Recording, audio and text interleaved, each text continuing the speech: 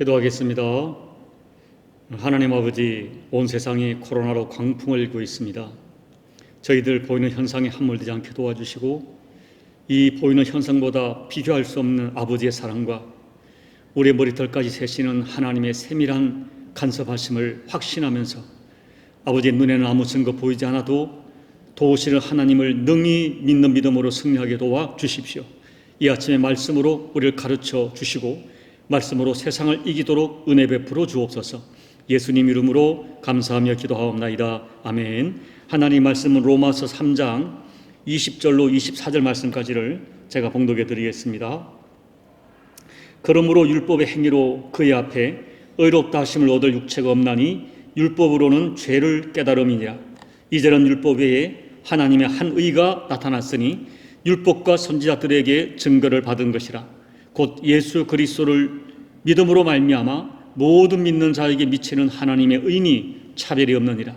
모든 사람이 죄를 범하였음에 하나님의 영광에 이르지 못하더니 그리스도 예수 안에 있는 속량으로 말미암아 하나님의 은혜로 값없이 의롭다 하심을 얻은 자 되었느니라. 아멘. 여러분, 이 로마서를 강해한 설교자 중에 제일 유명한 분은 영국의 웨스트민스터 교회를 담임하신 로이드 존스 목사님이십니다. 이 로이드 존스 목사님은 무려 13년 동안 매주일 이 로마서를 강해했습니다. 이 목사님에게 로마서 강해가 책으로 나왔는데 한국어 번역본은 14권에 이릅니다. 그런데 목사님은 매우 특이하게 로마서 강해를 로마서 1장 1절부터 시작하지 않고 오늘 우리가 읽은 3장 20절부터 로마서 강해를 시작합니다. 그 이유를 로이드 존스 목사님은 본인이 쓴 그 로마서 서문에 분명히 밝혔는데, 그것은 복음의 진수를 하루라도 빨리 전하고 싶어 로마서 3장 20절부터 시작했다고 진술하고 있습니다. 예수 그리스도로 말미암은 구원의 교리를 한 시간이라도 빨리 전하고 싶어 로마서 순서를 따르지 않았다는 것입니다. 여러분, 오늘 본문을 이해하기 위해서 우리는 먼저 이 유대인과 율법주의에 대하여 간단하게 설명을 드리려고 합니다. 유대인들은 바벨론 포로가 되자 하나님께 질문하기 시작합니다. 왜 하나님의 선민된 우리가 이방인인 바벨론에게 포로가 되어야 하느냐? 그러면 하나님이 약속하신 이 선민의 축복, 그리고 메시아의 위대한 축복은 이제 끝났는가라고 묻는 것이죠. 이들의 질문에 대하여 그 포로 시대에 활동하는 선지자들은 너희들이 하나님의 법을 먼저 깨트리고 무시했기 때문에 그 법에 예고된 그 하나님의 징계가 집행된 것이라고 그들에게 선고합니다. 그런데 놀랍게도 포로 시대에 각성된 유대인들은 그 선지자의 지적을 진지하게 받아들입니다. 그리고 그들이 다시는 이러한 아픔을 반복하지 않기 위해서 구약의 모든 계명을 614가지에 세밀하게 조문화하고 철저하고 엄격하게 지키기 시작합니다. 그리고 그들이 믿기는 우리가 전민족적으로 이 계명을 율법을 지키게 될 때 구약에 예언된 메시아가 다시 오셔서 그리고 다윗 시대의 번영을 그들에게 다시 회복하게 할 것이라고 굳게 믿었습니다. 그러니까 율법은 모세 시대에 주어진 것이 맞지만 율법주의는 바로 바벨론 포로에서 돌아온 그때부터 율법주의로 대표되는 유대교가 태동된 것입니다. 그런데 오늘 본문에서 사도 바울은 율법으로는 결코 구원을 받을 수 없다고 다시 강조합니다. 그 율법으로 구원받을 수 없는 이 분명한 이유가 두 가지가 있습니다. 첫째는 하나님께서 사람에게 율법을 주신 목적 자체가 구원을 목적으로 주신 것이 아닙니다. 처음부터 구원과는 전혀 관계가 없기 때문입니다. 다시 말하면 율법을 주신 목적이 구원을 받게 하려고 주신 것이 아닙니다. 우리가 율법이 주어진 시점을 보더라도 이스라엘 백성이 출애굽하기 전에 준 것이 아니라 그들이 출애굽하고 장자 재앙으로 구원을 받고 홍해를 건너고 그 다음에 시내산에 와서 주었습니다. 시점으로 보면 그들이 출애굽한 이후에, 다시 말하면 구원 이후에 율법이 주어진 것입니다. 쉽게 말하면 너희가 이렇게 살면 구원을 줄 것이라 하는 조건으로 주신 것이 아니라 이미 구원을 받았으니 이렇게 살아야 된다라고 주신 것이 율법이에요. 결국 율법은 이미 구원 받은 사람이 살아가야 할 신앙의 법으로 주신 것입니다. 둘째는 실제적으로 또는 현실적으로 율법을 온전히 지킬 사람이 세상에 단 한 사람도 없다는 것입니다. 참으로 아이러니한 것은 분명히 하나님께서 하나님의 백성에게 이렇게 살기를 바란다고 주신 법이지만은 이 율법을 온전히 지킬 수 없다는 것이 율법이 주는 아이러니입니다. 오히려 여러분, 우리가 정말 율법을 진지하게 지키려고 하면 할수록 도저히 율법을 지킬 수 없는 자신의 한계와 수준을 깨닫고 낙심하게 되는 것입니다. 그래서 율법을 지키려고 하면 마지막에 터져나오는 그 소리가 주여 나는 죄인입니다 하는 자기 탄식이, 자기 절망이 터져나오는 것입니다. 결국 율법은 죄를 깨닫게 하고 우리로 하여금 주님 나는 죄인입니다 하는 진실을 고백하게 됩니다. 그래서 바울은 율법의 역할이 우리로 하여금 죄를 깨닫게 하는 것이라고 로마서 23장 20절에서 분명하게 말씀하고 있습니다. 사랑하는 여러분, 저는 이렇게 생각합니다. 정말 악한 사람이 아니고는 사람들이 죄를 짓는 것을 좋아하지 않습니다. 그러나 또 하나의 문제가 뭐냐 하면은 우리가 죄를 짓지 않고 싶은데 죄를 짓는 것입니다. 그렇기 때문에 나타나는 현상은 사람들은 죄를 지으면 수치심을 가지고 자기 안에 마음에 상처를 갖습니다. 그래서 죄를 할 수만 있으면 숨기려고 하는 것입니다. 그 죄를 인정하는 것이 아니라 자꾸 변명을 하고 그 죄에 대한 책임을 세상에 돌리고 누군가 타인에게 자꾸 죄에 대한 책임을 전가하면서 감추려 하고 숨으려 합니다. 그런데 대단히 중요한 진실은 죄는 어떤 경우도 감춰지지 않는다는 것입니다. 내가 잊어버려도 감춰지지 않습니다. 일단 발생한 죄는 분명히 존재하고 있는 것입니다. 그런데도 사람들은 자꾸 죄를 숨기고 죄를 잊으려고 합니다. 종교인들은 자기들의 종교적인 열정과 어떤 선행으로 자기 죄책감을 상쇄하려고 합니다. 그러나 여러분, 죄는 없어지지 않습니다.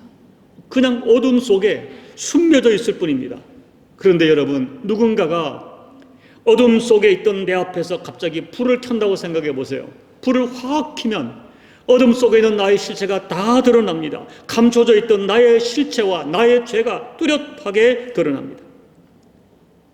그래서 내 더러운 수치를 분명하게 볼 수 있습니다. 바로 이것이 율법입니다. 분명한 율법으로, 하나님 말씀으로 나를 비치기 전까지는 나의 죄가 희미하고 막연합니다. 그러나 여러분, 하나님의 보호로 나를 비치면 내 죄가 확실하게 드러납니다. 분명하게 드러납니다. 숨길 수가 없습니다. 그리고 그렇게 말씀의 비침을 경험하면 정상적으로 양심이 작동하는 사람이라면 나는 죄인 중에 괴수라고 자기 통곡을 하게 됩니다. 참된 빛을 만났기 때문입니다. 바로 이것이 율법의 힘이요 율법의 역할입니다. 그런데 여러분, 문제가 뭡니까? 율법은 죄를 드러나고 죄를 드러내고 죄를 깨닫게 하지만 죄를 제거할 능력이 없다는 것입니다. 그런데 여기서 율법의 또 하나의 정말 중요한 역할을 드러납니다. 자, 율법으로 죄가 드러나면 정상적인 사람들은 자신의 죄를 끌어안고 어찌할꼬 탄식합니다. 자신의 행위로 도저히 하나님이 인정하시는 의로움에 도달할 수 없는 자기 한계를 깨닫고 통곡합니다. 바울 역시 로마서 7장에서 자기의 실체를 발견하고 탐식합니다. 로마서 7장 19절 내가 원하는 바 선은 행하지 아니하고 도리어 원하지 않는 바 악을 행하는도다. 7장 24절 오호라 나는 공고한 사람이로다. 이 사망의 몸에서 누가 나를 건져내랴 탄식합니다. 그런데 여러분, 이 율법은 자기 탄식, 자기 절망으로 끝나지 않게 합니다. 오히려 율법으로 인하여 자기에게 절망한 인간은 바로 그때부터 자기에게서 구원의 근거를 찾지 않고 진심으로 예수 그리스도를 바라보게 됩니다. 정리하면 율법 앞에 절망한 인간에게 하나님께서는 구원의 길을 열어주신 것입니다. 하나님께서는 율법으로 인하여 인간들이 치를 모든 죄에 대한 대가를 예수님이 치르게 하셨습니다. 그것이 십자가입니다. 그래서 십자가에서 치르신 예수님의 대속을 믿는 자마다 의롭게 하시겠다고 약속해 주셨어요. 그 약속이 오늘 22절이 말씀하는 예수 그리스도를 믿는 믿음으로 주어지는 의입니다. 그런데 평소에는 그 예수를 진작에 바라보지 못하다가 율법 앞에 자기 실체를 보고 율법 앞에 자기 절망한 사람이 그때서야 진지하고 절박하게 예수 그리스도의 십자가를 바라보고 예수 그리스도의 십자가를 붙듭니다. 이 대속외에는 도무지 구원의 방법이 없다는 것을 인정하게 되는 것입니다. 여러분, 그렇다면 우리가 예수 그리스도에 대하여 무엇을 믿는 것입니까? 그것이 24절에 예수 안에 있는 속량, 대속을 믿는 거예요. 이 믿음이 무엇인가에 대해서는 제가 내일 자세하게 말씀드리겠습니다. 이제 말씀을 정리하면 율법은 우리의 죄를 드러나게 합니다. 그런데 율법으로 인하여 드러난 인간의 모든 죄값을 예수님께서 십자가에서 친히 피 흘려 주심으로 율법이 정하는 죄값을 정당하게 치르셨습니다.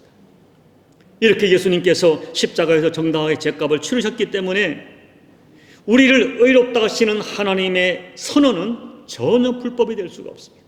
그런데 인간들은 자기의 방법으로 무엇인가를 찾으려 하다가 율법의 비침을 받고 말씀의 비침을 경험하고 자기의 절망을 경험합니다. 그리고 자기의 절망을 경험한 사람들은 그때서야 진지하게 예수 그리스도의 대속을 믿고 붙들게 됩니다. 24절, 그리스도 예수 안에 있는 속량으로 말미암아 하나님의 은혜로 값없이 의롭다 하심을 얻은 자 되었다. 이것이 십자가의 위대한 능력이요 우리가 믿는 복음의 진수입니다. 부디 저는 여러분들이 율법 앞에, 말씀 앞에 자신의 진정한 실체를 깨닫기를 원합니다. 내가 하나님 앞에 어떤 존재인지, 말씀 앞에 서면 내가 절망할 수밖에 없는 여러분의 실존을 말씀 앞에 진작에 깨닫기를 원합니다. 그리하여 나에게는 전혀 구원의 근거가 없고 나의 어떤 종교적 행위로, 나의 어떤 헌신으로, 나의 어떤 선행으로 하나님 앞에 갈 수 없는 자기의 실존을 깨닫고 예수 그리스도, 그분의 대속의 십자가를 붙드시는 믿음이 실제가 되기를 원합니다. 주여, 저는 죄인입니다 고백하시고 예수님이 치르신 십자가 대속 외에는 도무지 구원의 길이 없는 자신의 실존 또한 깨닫는 여러분이 되시길 바랍니다. 그리고 믿음으로 오직 예수 그리스도 십자가의 대속을 붙들고 구원을 확신하고 영생의 축복을 받아 누리는 여러분 모두가 되시기를 예수님 이름으로 축복합니다. 아멘. 우리 찬송가 259장을 찬양하시겠습니다. 예수 십자가에 흘린 피로써 그대는 씻기어 있는가? 더러운 죄 희게 하는 능력을 그대는 참으지하는가? 예수의 보혈로 그대는 씻기어 있는가? 마음속에 여러 가지 죄악이 깨끗이 씻기어 있는가? 주 예수와 밤낮으로 늘 함께 그대는 행동을 하는가? 아무 때나 어디서나 그대는 십자가 붙들고 있는가? 예수의 보혈로 그대는 씻기어 있는가? 마음속에 여러 가지 죄악이 깨끗이 씻기어 있는가? 주님 예수 다시 올 때 그대는 영접할 예복이 있는가? 그대 몸은 거룩한 곳 천국에 들어갈 준비가 됐는가? 예수의 보혈로 그대는 씻기어 있는가? 마음속에 여러 가지 죄악이 깨끗이 씻기어 있는가? 모든 죄에 더러워진 예복을 주 앞에 지금 다 벗어서 샘물같이 솟아나는 보혈로 눈보다 더 희게 씻으라. 예수의 보혈로 그대는 씻기어 있는가? 마음속에 여러 가지 죄악이 깨끗이 씻기어 있는가? 하나님 아버지, 우리에게 율법을 주시고 말씀을 주셔서 주의 법 앞에 우리를 비춰보게 하시고 우리가 하나님 앞에, 말씀 앞에 얼마나 죄인인가 하나님 깨닫게 하신 것을 감사를 드립니다.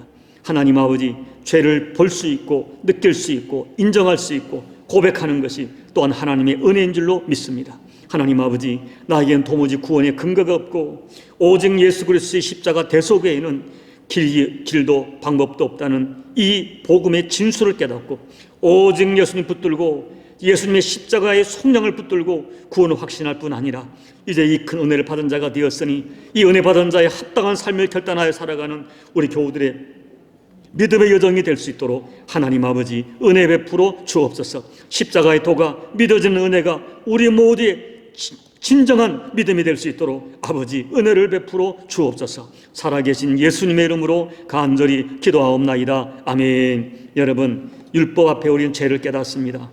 말씀 앞에 나의 실존을 보게 됩니다. 저는 그런 실제적인 역사가, 그런데 여러분 놀라운 것은요, 누구든지 율법대로 살아보려고 몸부림치지 아니하면은 자기를 깨닫지 못합니다. 말씀대로 살아보려고 몸부림치지 아니하면은 자기의 절망을 경험하지 못합니다. 그리고 자기 절망을 경험하지 못한 사람은 진정한 의미에서의 십자가를 붙들 수가 없습니다. 오늘 말씀을 기억하면서 하나님 말씀 앞에 나의 실존을 보게 도와주십시오. 그리고 예수 그리스도의 대속의 피가, 대속의 은혜를 내 심령 안에 굳세게 붙들고 구원의 확신과 영생을 확신하고 또 그 은혜에 합당한 삶을 결단하게 도와주십시오. 함께 기도하겠습니다. 이 십자가의 도가 여러분의 가족들에게, 여러분의 남편에게, 아내에게, 자녀들에게 믿어지는 역사가 주어질 수 있도록 여러분 간절히 기도합시오. 이 코로나가 확산되어서 말레이시아가 이제 아주 강력한 MCO가 발령되었습니다. 이 어려운 과정 속에서도 우리의 믿음이 쇠하지 않고 예배가 중단되지 않고 오히려 더 절박한 마음으로 예수님을 바라보는 믿음의 기회가 될 수 있도록 우리 한번 기도해 주시고 여러분 가족과 여러분 모든 개인 기도로 예배를 마무리해 주시기 바랍니다. 함께 기도하겠습니다. 하나님 아버지, 오늘도 말씀을 통하여 우리들을 깨닫게 하시고 우리 실존을 보게 하시고 우리가 어떠한 존재인지를 알게 하시니 감사드립니다. 하나님 아버지, 세상의 실상과 이성으로 깨달을 수 없는 자기 실존을 보게 되어지는 것도 하나님의 은혜임을 믿기에 감사를 드립니다. 하나님 아버지, 율법 앞에 비춰보니까 우리가 말로 할 수 없는 죄인이었습니다. 말씀 앞에 비춰보니까 우리는 용서받을 수 없는 죄인이었습니다. 하나님의 은혜가 아니고는 도무지 길도 없고 방법도 없는 아버지의 심판마다 마땅한 죄인임을 깨닫게 하심을 감사를 드립니다. 이 깨달음을 가지고 하나님 말씀 앞에 아버지 무릎 꿇고 예수 그리스도의 대속을 간절히 붙드는 자마다 구원의 감격과 구원의 확신과 구원의 은총이 온 영과 온 몸으로 체험되어지는 은혜를 허락하여 주시옵소서. 하나님 아버지, 이 구원의 도가 우리 가운데 실제가 되기를 원합니다. 실제가 되기를 원합니다. 누구든지 말씀 앞에 자기를 비춰보지 않도록 말씀대로 살아보려고 애쓰지 않도록 하나님 아버지 자기 실존을 깨달을 수 없는데 아버지 이론과 교리가 아니라 우리 온 영으로 깨닫는 그 믿음의 복음의 도가 될 수 있도록 이 믿음의 도가 될 수 있도록 우리를 권고하여 주시옵소서. 권고하여 주옵소서. 바울처럼 앞서간 믿음의 사람들처럼 말씀 앞에 자기 절망을 하며 하나님 앞에 자기 절망을 하며 그래서 예수 외에는 길이 없다는 이 절박한 십자가의 도를 붙들 수 있는 우리 모두가 될 수 있도록 아버지 역사하여 주옵소서. 아버지, 코로나가 너무 극성을 부리고 있습니다. 아버지, 모든 경제적 활동과 모든 우리의 삶이 제한을 받고 있는데 이때 아버지 우리가 예배를 드리지 못하고 아버지 정말 우리 가정에서 예배를 드리지만 영상 예배를 드리지만 하나님 아버지 더 절박한 마음으로 더 절실한 마음으로 하나님 없이 살 수 없는 믿음의 고백을 드린 주님을 붙들 때 이 열악한 환경 가운데 드리는 예배가 더 은혜가 되어지며 하나님을 깊이 체험하며 하나님 임재하심과 살아계심을 체험하는 하나님의 내재하심을 체험하는 은혜의 기회가 될 수 있도록 아버지 하나님 역사하여 주옵소서. 이 어려움 때문에 고통받는 교우들의 상업의 터전과 모든 환경과 우리 자녀들의 아버지 교육하는 진로와 모두 붙들어 주셔서 이 어려운 가운데서도 합력하여 선을 이루신 하나님 역사를 우리 모든 교우들이 체험하도록 은혜 베풀어 주시옵소서. 이 사랑하는 주님 부족한 종을 붙들어 주시고 주여 저야말로 하나님 앞에 죄인입니다. 말씀 앞에 죄인입니다. 아버지 은총없이는 살 수 없는 죄인입니다. 고백하며 엎드려오니 붙들어 주시고 아버지 은혜로 맡은 바 이 목회 사명을 감당하며 내 사랑 교우들을 살려내며 저들을 성계 부족함 없는 종이 될 수 있도록 도와주시고, 제가 아버지 온 영으로 복음의 도를 깨닫고 절박하여 온 영으로 복음의 도를 깨달아 이 말씀을 생명처럼 전할 수 있도록 아버지 역사해 주옵소서. 아버지 역사해 주옵소서.